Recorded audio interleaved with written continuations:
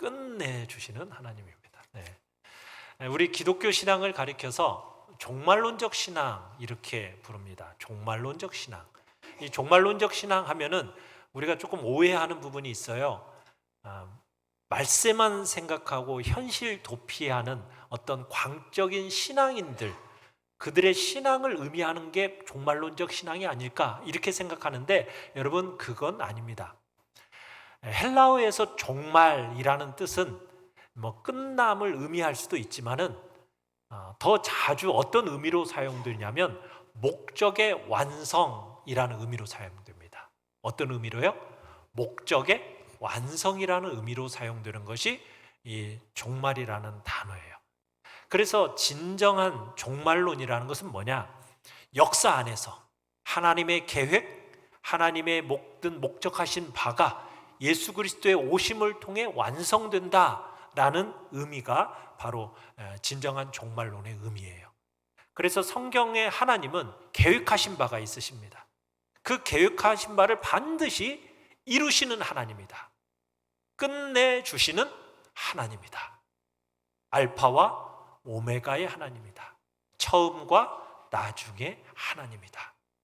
우리가 믿는 하나님은 바로 끝내주신 하나님이에요.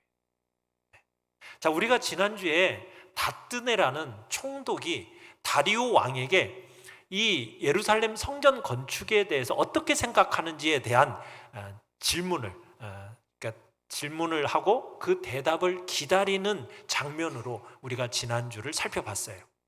그러니까 다리오 왕으로부터 이제 그 답변을 기다리고 있는 거죠. 여러분, 그 답변을 기다리는 이스라엘 백성들의 마음은 어땠을까요? 이게 많은 두려움이 있었을 거예요. 왜요? 왕이 혹시나 지난번처럼 이 성전 건축을 못하게 하는 건 아닐까라는 그 염려, 근심, 이것 때문이죠.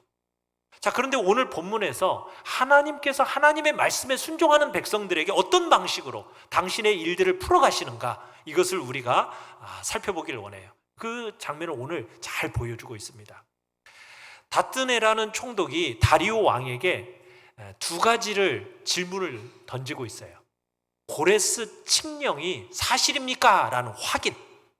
두 번째는, 그러면 이 예루살렘 건축에 대해서 다리오 왕의 마음은 어떻습니까? 그것을 확인하는 편지를 보냈어요. 자, 이에 대한 답장이 나오는데 2절 한번 보시죠. 2절 같이 한번 읽어보겠습니다. 시작. 메데도 앙메다 궁성에서 한 두루마리를 찾았으니 거기에 기록하였으되. 자, 여기서 보면 메데도라고 해서 메데라는 지역이 나오죠. 여러분, 이 메데는요, 바사 제국이 되기 전에는 뭐라고 불렸냐면 메데 바사 이렇게 불렸어요. 메데 바사. 그러니까 원래는 메데와 바사가 연합국이었습니다. 처음에는 메데가 더 컸어요. 그런데 이제 나중에 바사가 세력을 얻으면서 이 메데라는 지역을 정복하게 되고, 그리고 메데를 복속시키면서 이제 바사 제국 안으로 이미 메데가 들어오게 된 겁니다.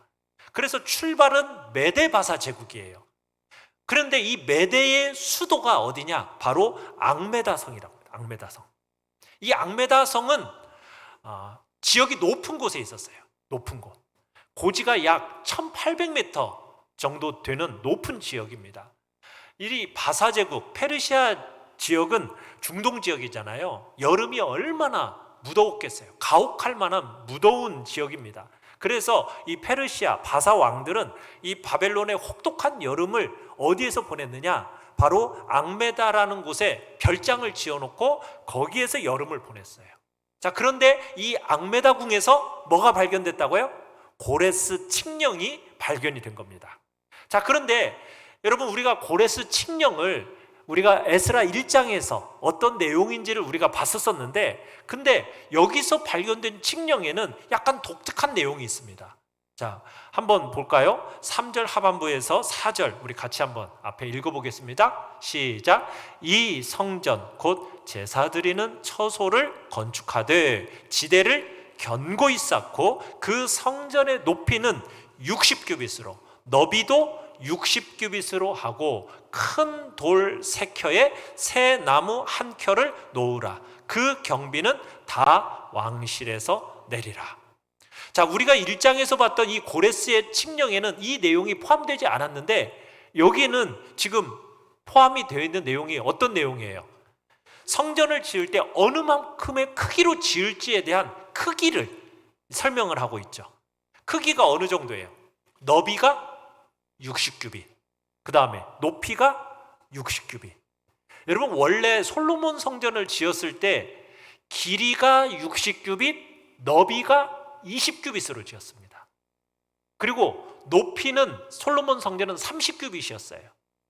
자, 그런데 여기서 보니까 너비를 60규빗, 그 다음에 길이도 높이도 60규빗으로 이렇게 지어놓은 거예요. 규모가 굉장히 크게 지으라고 된 것처럼 보이지 않습니까? 무려 3배나 그리고 2배나 이렇게 넓도록 해놨잖아요. 자, 그런데 여러분, 실제로 성전을 이렇게 지었을까요? 못 지었을까요? 못 지었어요. 우리가 지난 2장에서 보았을 때 성전 기초를 놓았을 때 이 사람들이 초라해서 대성통곡했다라는 장면이 나와요. 솔로몬 성전을 기억하고서는 그때는 굉장히 크고 화려하게 지었었는데 너무 초라하게 지은 것을 마음에 담고 대성통곡했었거든요. 자, 그런 것을 보면 여기에 나오는 수치라는 것은 그렇게 꼭 지어라 라기보다는 크기의 상한선을 정해줬던 것 같아요. 이 정도의 상한선 안에서 성전을 지어라 이렇게 했던 거죠. 그런데 실질적으로 그럴 만한 여력이 되지 않았기 때문에 성전을 상대적으로 작게 지었던 겁니다. 자, 그러면서 성전을 짓되 어떤 식으로 지으라고 얘기하고 있어요? 벽돌을 돌 3겹, 3겹이라는 건 3겹으로 쌓고 그 다음에 새 나무를 한 겹으로 쌓는 방식으로 성전을 지으라는 거예요. 그러니까 돌을 3겹으로 딱 쌓고 그 다음에 새 나무를 한 겹으로 쌓고 이런 식으로 방법까지 기록해 놓고 있는 겁니다. 이게 앙메다궁에서 발견된 고레스 칙령이에요. 자, 그런데 여기서 우리가 눈여겨봐야 할 내용이 뭐냐면 고레스 칙령을 확인한 다리오 왕이 보낸 편지 내용이에요. 자, 고레스 칙령이 정말 있었다라는 것을 확인되었어요. 자, 그 다음에 이제 고레스 칙령을 앙메다궁에서 발견했는데, 자, 그 앙메다궁에서 발견한 고레스 칙령을 보고 나서 다리오 왕의 마음이 어떠한가? 이게 이제 다뜨네 총독의 관심사 아니겠습니까? 자, 그런데 다리오 왕이 어떻게 말하고 있죠? 자, 6절 7절에 보면 왕이 다뜨네와 수달보스네와 그 동관들에게 뭐라고 말하고 있는가? 자, 우리 앞에 같이 한번 읽어보겠습니다. 시작.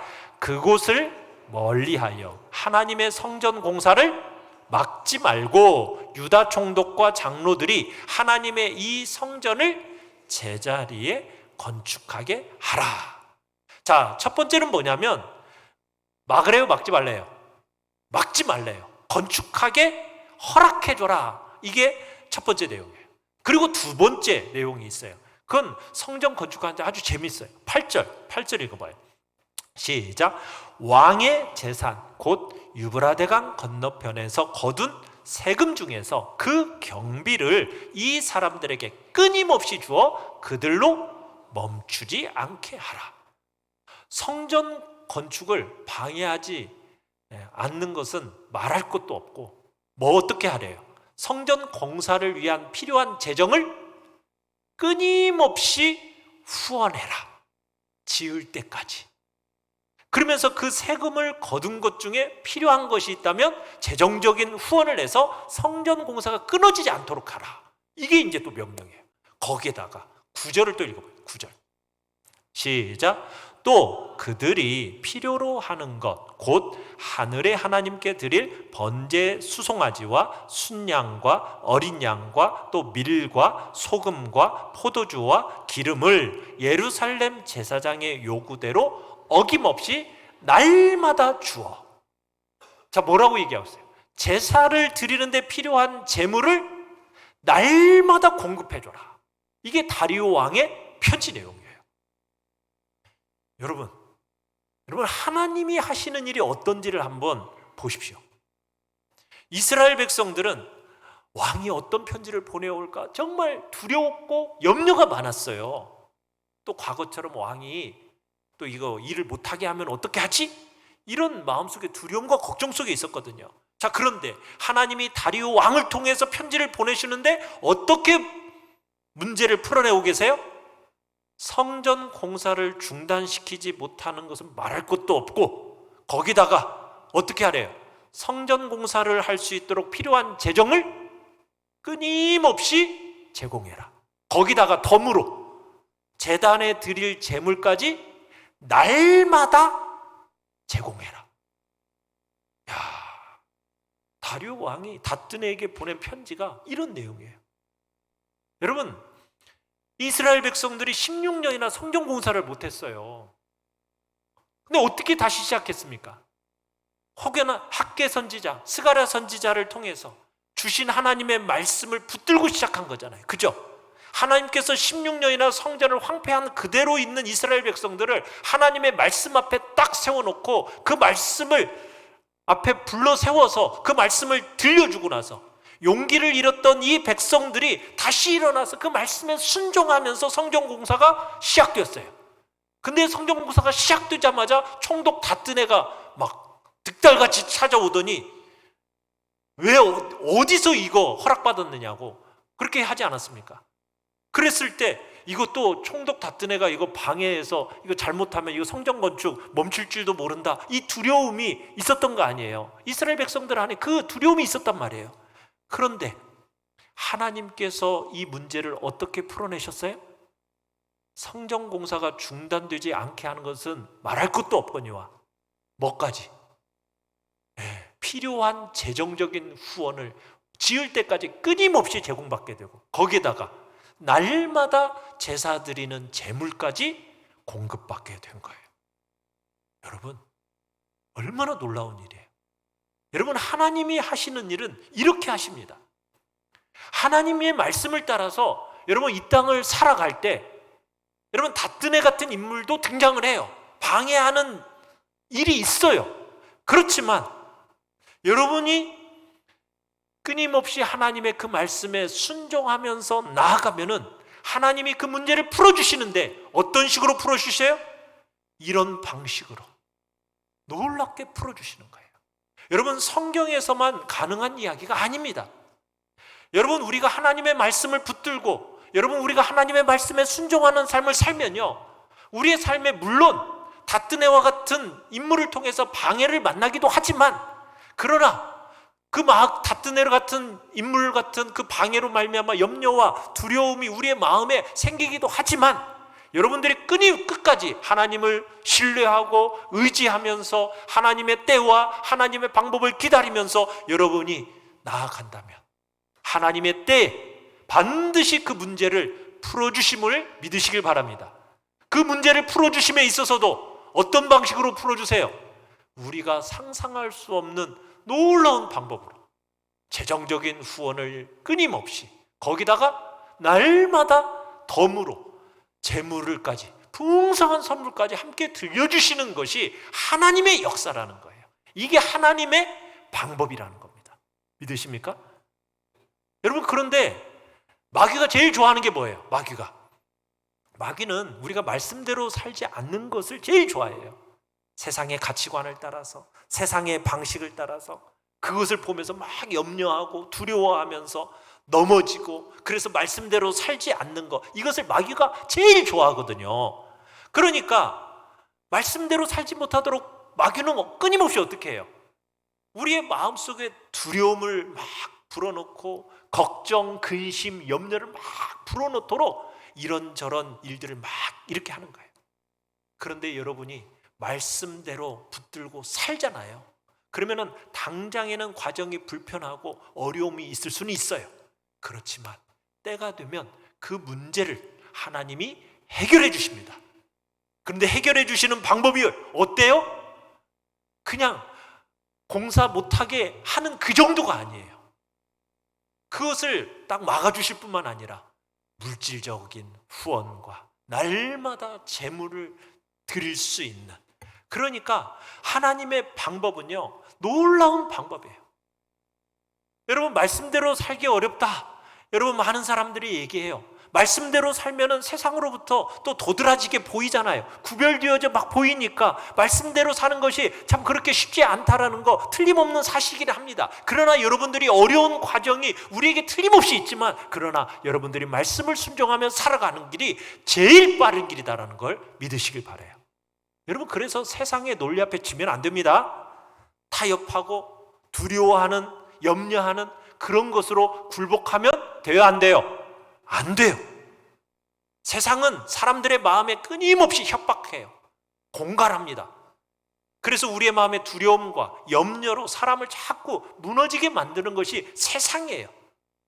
세상의 가치관으로 공갈치고 협박하면서, 그럴 때 많은 믿음의 사람들이 무너지는 것을 오늘 우리들이 봐요. 그런데 제발 세상의 그 협박과 공갈에 넘어지지 마시기를 간절히 바라요. 다리오의 응답을 기다리고 있는 이스라엘 백성들, 그 응답이 올 때까지 얼마나 두려움 가운데 있었겠어요. 걱정 가운데 있었을 거예요. 염려 가운데 사로잡혔을 거예요. 그런데 하나님의 때가 딱 되니까 문제를 풀어주시는데 상상할 수 없는 결과를 주시는 거예요. 정말 길이 없는 것 같으세요?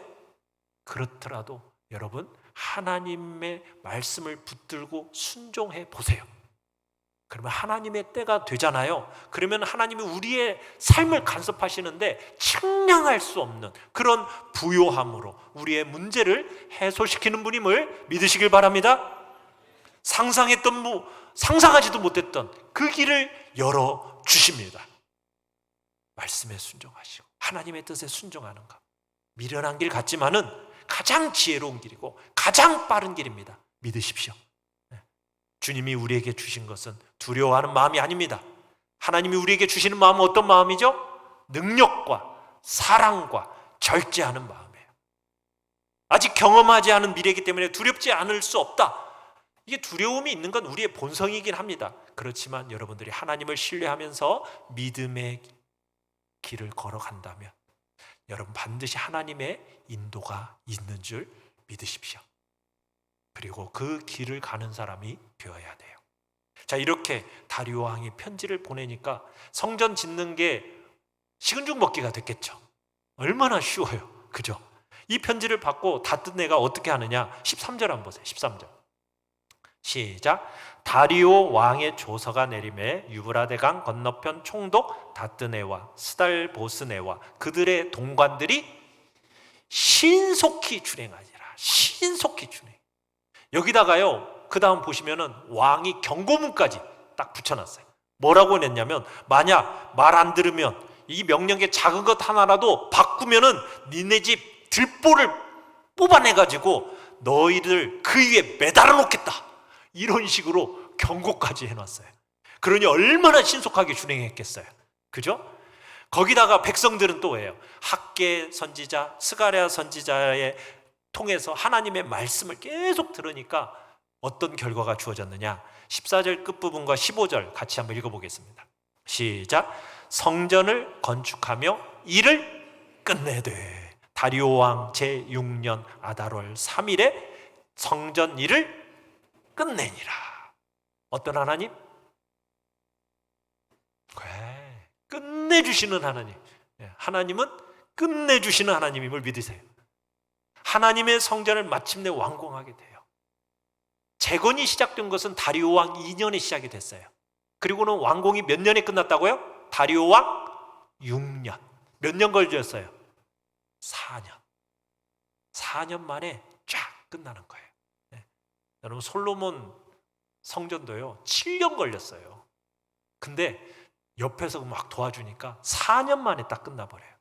근데 여러분, 이게 참 기가 막힌 게 뭐냐면, 성전이 완전히 무너졌던 때가 몇 년인지 아세요?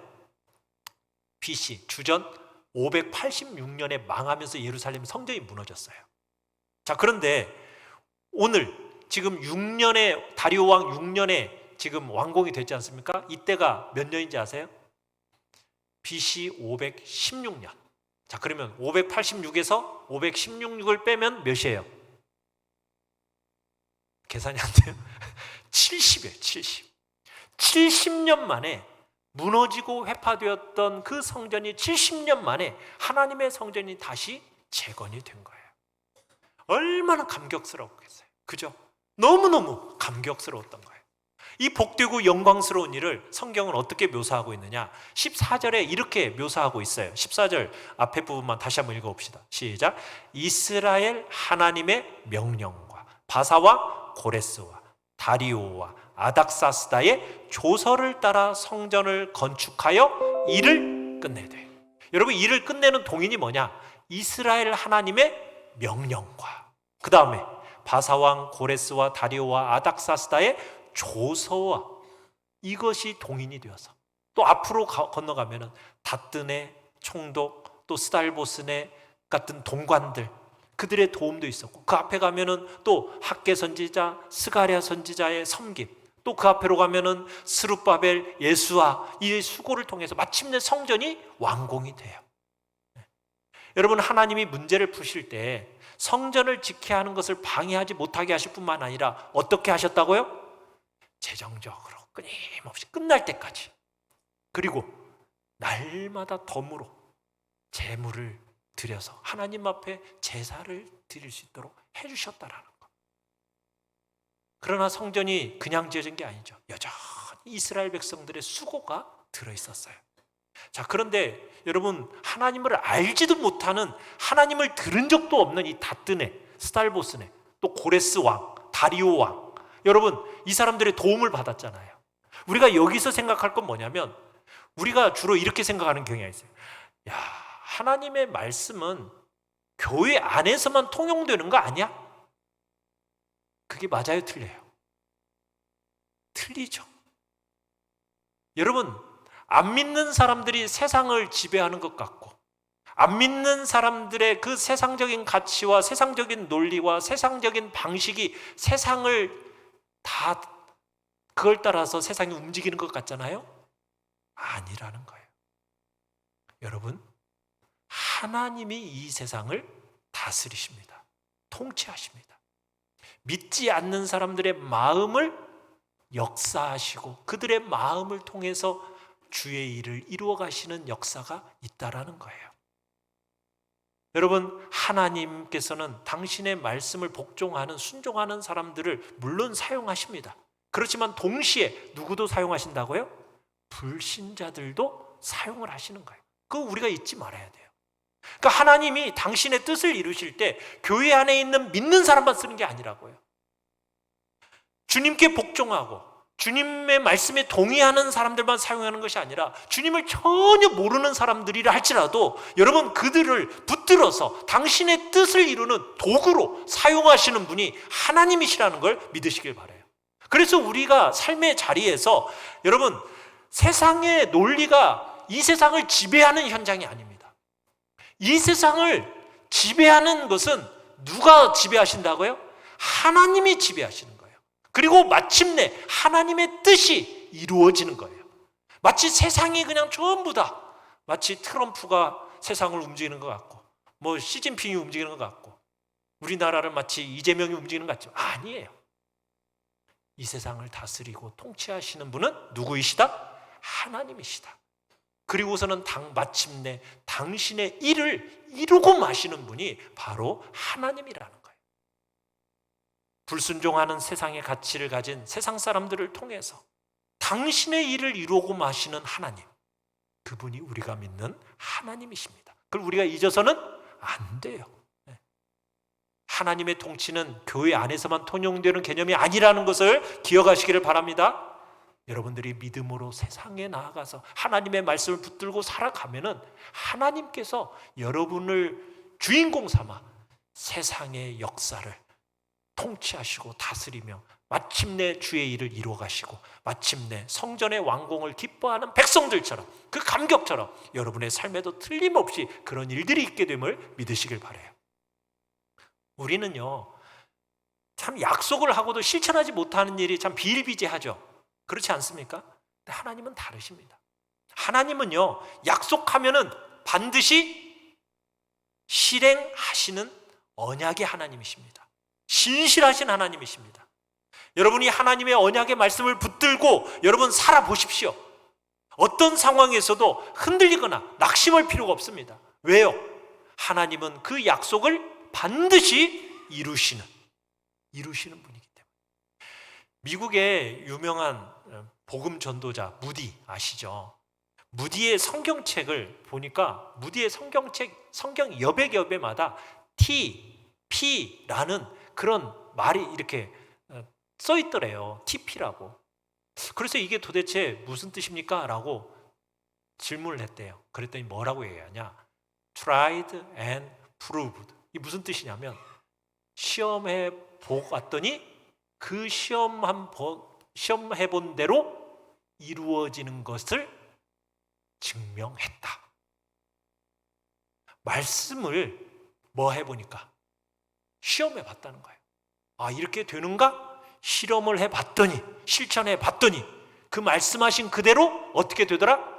이루어지더라는 거예요. 그것을 경험해 놓고 경험된 것을 어떻게 했다고요? TP라고 썼다는 거예요. 성경의 하나님은 언약의 하나님이세요. 약속의 하나님이세요. 그 약속의 하나님은 그 약속을 그대로 실현하시는 하나님이십니다. 문자 그대로 끝내주시는 하나님. 여러분, 우리가 믿는 하나님이 바로 끝내주시는 하나님이라는 걸 믿으시길 바랍니다. 그 하나님이 오늘 우리의 하나님이십니다. 나의 하나님이 되심을 찬양하십시오. 그 하나님께서 여러분을 향한 놀라운 뜻을 가지고 계시고 계획을 가지고 계시고 여러분을 부르셨습니다. 그리고 여러분들에게 하나님께서 약속을 여러분들에게 딱 적어서 주셨습니다. 그 약속을 붙들고 기도해 보십시오. 꿈을 꿔 보십시오. 일어나십시오. 그리고 도전해 보십시오. 그 약속대로 반드시 이루어지는 끝내주시는 하나님을 여러분들이 경험하게 되실 것입니다. 끝내기 위해서 여러분 다시 한번 말씀을 붙들고 나가십시다. 자, 오늘 이 놀라운 성전을 건축하고 헌당 예배를 드려요. 자, 그 다음 이제 16절부터 18절까지가 헌당 예배에 대한 내용인데 이게 3절밖에 안 나와요. 여러분, 헌당 예배를 드리면은 여러분 같으면은 이게 굉장히 화려하고 굉장히 막 감격스러워야 할 거 아니에요. 그런데 딱 3절로 끝나. 왜 그랬을까요? 진짜 헌당식은 느헤미야 12장에 가오면 나와요. 성대한 헌당식이 그때 등장을 해요. 뭘 얘기하고 싶은 거예요? 성전이라는 것은 단순히 성전 건물을 짓는 것으로 끝나는 게 아니라 그 성전 안에 누가? 사람들로 채워지고 그리고 그 성전을 보호할 수 있는 성벽까지 완성이 되어져야 그게 진짜 성전의 완공이라는 거예요. 그래서 느헤미야 12장에 가면 많은 분량을 할애해서 헌당 예배를 거창하게 드리는 대목이 나와요. 그런 면에서 이제 잠시 예배당 지은 것 그걸로 기뻐하는 헌당식이 간단히 나오고 이제 진짜 헌당식은 성벽이 완공된 다음에 이제 느헤미야 12장에서 우리가 보게 될 겁니다. 자, 그 다음에 예배당을 다 짓고 나서 헌당식까지 했어요. 그 다음에 뭘 했는가? 19절로 가. 19절. 시작. 사로잡혔던 자의 자손이 첫째 달 14일에 뭘 지켰다고요? 유월절을 지켰어요. 성전을 다 완공하고 나서 돌아온 백성들이 제일 먼저 한 게 뭐라고요? 유월절을 지켜요. 유월절. 여러분, 이게 굉장히 상징적인 의미가 담겨 있어요. 여러분, 유월절이라는 게 어떤 절기죠? 유월절. 유월절은 이 백성들에게 있어서 분기점입니다. 분기점. 유월절 전과 유월절 후로 나뉘어져요. 유월절 전에는 어떤 상태였어요? 종이었어요. 그죠? 이스라엘 백성들이 어디에 종이었었죠? 애굽의 종이었어요. 애굽의 종. 종살이를 할 때 여러분, 종살이를 하면 열심히 일하지만 그 모든 것들이 자기 것이 됩니까? 주인 것이 됩니까? 다 주인 것이에요. 열심히 일해도 자기 것은 없어요. 그러면은 쉬는 날이 있었을까요? 없었을까요? 쉬는 날도 없었어. 일주일 내내 일만 하는 거예요. 안식일이라는 것이 없었어요. 자, 그런데 하나님께서 찾아오셨어요. 이스라엘 백성들을 애굽에서 구원해 내시려고 하나님께서 큰 10가지 재앙을 내리시잖아요. 그 10가지 재앙의 마지막 재앙이 무슨 재앙입니까? 장자를 죽이는 죽음이죠. 그 재앙이죠. 자, 그때 이스라엘 백성들은 그 장자를 재앙 가운데 죽음의 사자가 쫙 돌아다닐 때 이스라엘 백성들의 집은 넘어갔어요. 어떻게 해서 넘어가게 됐습니까? 집 문설주와 기둥에 어린 양의 피를 바름으로 말미암아 온 애국 사람들은 심판을 당했지만 어린 양의 피를 본 죽음의 사자는 넘어갔다. 유월, 그게 유월이에요. 넘어가다. 심판을 행하지 않고 어린 양의 피가 묻어있는 집은 지나갔다. 그게 유월이에요. 그래서 유월절이 생기게 된 거예요. 여러분, 유월절이 있기 전에는 이들은 노예였습니다. 종이었습니다. 자기의 소유도 없었습니다. 스스로의 영광도 없었습니다. 자기의 존귀도 없었고요. 어떤 쉼도 없었고 안식도 없었어요. 자, 그런데 이제 유월절을 딱 경험하면서부터 이 백성들이 전부 애굽에서부터 나왔어요. 애굽으로부터 나와서 여러분, 그때 그들은 어떤 사람이 됐어요? 이제는 종이에요, 아니에요? 종이 아니에요. 이제는 뭐예요? 자유인이 됐습니다. 하나님의 자녀가 되었습니다. 하나님의 자녀로서 이제 자기들이 열심히 일하면 그 일한 것에 대한 소유가 생기게 되었어요. 그리고 일주일 내내 일만 하는가요? 아니에요. 뭐가 됐어요? 7일의 하루는 안식일로 지키는 쉼과 안식이 허락이 되었어요. 여러분, 그래서 구약의 하나님은 이스라엘 백성들에게 기대하는 게 뭐냐면 안식일을 지키는 걸 기대하셨어요. 왜요? 일주일 일하지 않고 쉰다라는 것은 무슨 얘기를 하는 걸까요? 단순히 그냥 종교적인 규례를 지키는 것을 의미하는 것일까요? 아닙니다. 안식일을 지킨다는 것은 뭐냐? 내가 과거에는 어떠한 사람이었는데 지금은 내가 어떤 사람이 되었는가? 이것을 선포하는 핵심적인 행위가 안식일을 지키는 것, 주의를 지키는 거예요. 우리는 세상 사람들처럼 일하지 않는다라는 거예요. 세상 사람들은 세상의 종이고 돈의 종이고 성공의, 끝없는 성공의 종이에요. 그러다 보니까 안식일에도 주일에도 안 쉬어요. 그 성공을 위해서, 돈을 위해서 끝없이 일만 하던 그런 백성들이 유월절을 통해서 구원을 받고 그들에게 딱 안식일이 주어지면서 나는 더 이상 뭐가 아니다. 종이 아니다. 나는 뭐다? 자유인이다. 나는 더 이상 노예가 아니다. 나는 하나님의 자녀다. 여러분, 이 표시가 무슨 표시예요? 안식일이에요. 주일을 지킨다라는 것은, 성수한다라는 것은 바로 그 의미예요. 내가 누구라는 거예요? 나는 자유인이다. 나는 하나님의 자녀라는 이 표시가, 그리고 세상을 향해서 내가 그런 하나님의 자유인이라는 것을 선포하는 것이 바로 뭐다? 바로 안식일을 지키는 거요, 주일을 거룩하게 지키는 겁니다. 여러분, 이 백성이요, 이스라엘 백성들이 그렇게 애굽에서부터 구원받아 나라를 세워주셨고 그리고 하나님의 자녀로서의 삶을 살았어야 됐는데, 여러분, 멸망하게 된 이유가 뭐예요? 포로로 잡혀가게 된 이유가 뭐예요? 그게 뭐냐면 안식일이 다 무너졌기 때문에. 왜냐하면 일하면 돈이 생기는 거야. 세상의 명예, 세상의 부, 여기에 마음이 빼앗기니까 안식일을 지켜요, 안 지켜요? 안 지키는 거예요. 다시 세상의 종으로 돌아가 버리는 거예요. 그러니까 하나님이 어떻게 하셔? 다시 종으로 보내버려요. 70년 동안 진짜 종으로 보내버려요. 그래서 바벨론으로 끌려가서 거기서 포로 생활을 하면서 70년의 포로 생활을 하게 된 거예요. 세상의 종으로 다시 돌아가니까. 그런데 이 백성들이 이제 포로에서 자유함을 얻어서 이 땅에 다시 돌아오니까 하나님의 임재의 상징인 성전을 건축하고 나서 그들이 제일 먼저 지키는 게 뭐예요? 유월절을 지키고 안식일을 지키는 거예요. 뭐라고? 나는 이제 더 이상 과거의 사람이 아닙니다. 나는 이제 종이 아닙니다. 나는 자유자입니다. 나는 하나님의 자녀입니다. 이것을 선포하면서 유월절을 지키고 안식일을 지키고 있는 거예요.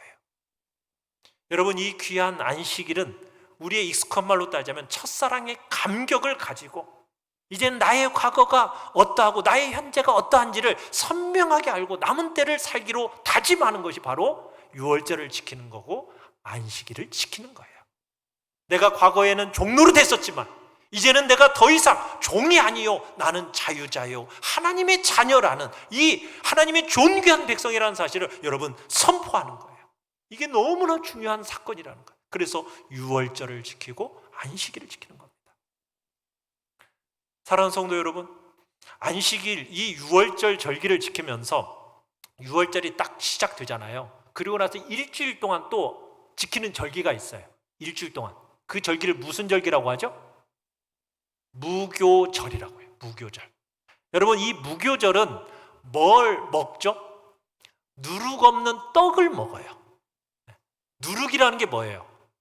여러분, 밀가루 반죽을 해놓고 누룩을 넣어야 아주 부풀어 올라서 부드럽고 맛있는 빵이 되잖아요.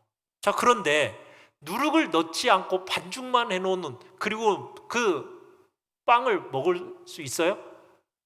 진짜 맛없어서 못 먹잖아요. 그런데 이스라엘 백성들이 무교절을 지키면서 누룩을 넣지 않은 그 빵을 먹는 거예요. 밀가루 반죽을 먹는 거예요. 이 정말 맛이 없으니까 신명기에서는 이 떡을 가리켜서 뭐라고 하면 고난의 떡 이렇게 표현하세요. 고난의 떡. 그러니까 너희들의 종되었던 자리에 있었으면서 그 고난의 떡을 먹었던 것을 뭐하라고? 기억하라는 거예요.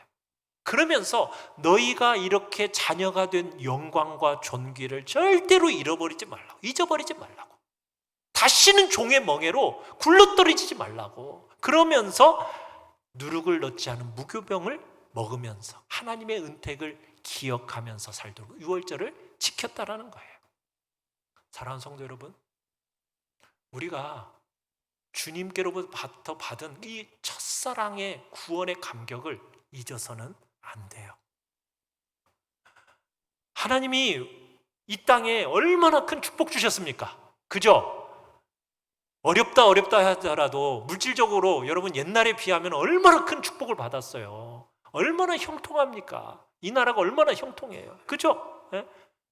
평화, 전쟁이 있었던 그 나라인지 싶을 정도로 이 평화가 지금 얼마나 오랜 기간 동안 이 나라 가운데 하나님께서 평화를 주셨습니까?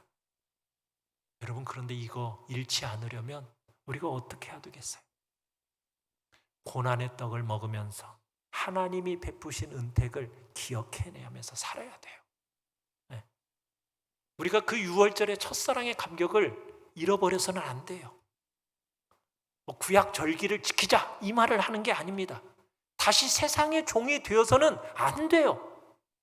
돈의 종이 되고 명예의 종이 되고 끝없는 성공의 종이 되어가지고 안식일을, 주일을 너무 쉽게 가볍게 여기는 일이 있어서는 안 된다는 거예요. 하나님께서 우리를 어떤 존재로 불러주셨습니까? 우리는 자유인입니다. 우리는 하나님의 존귀한 자녀들입니다. 그렇다면 그 자유임과 하나님의 존귀한 자녀라는 그 선포가 뭘 통해서 드러나고 있어요? 바로 안식일을, 주일을 거룩하게 지켜냄을 통해서 그 속에서, 세상 속에서 우리의 정체성을 선포하고 있는 것입니다. 안식일에 일하지 않아도 여러분, 하나님의 그 존영과 영광스러움이 우리 안에 준비되어지도록 하나님이 역사하십니다. 앞에서 얼마나 놀랍게 역사하세요. 말씀대로 살아가니까 하나님이 뭐예요? 그 일이 이루어지도록 끊임없이 제공해주고 덤으로 풍성하게 축복으로 제공해주는 게 하나님의 방법이에요. 사랑하는 성도 여러분, 이런 하나님의 고난의 떡 먹기를 두려워하지 마시고 하나님이 주신 그 존귀와 영광을 잘 회복해내면서 말씀에 순종하는 그런 복된 하나님의 백성들이 되시기를 간절히 축원합니다.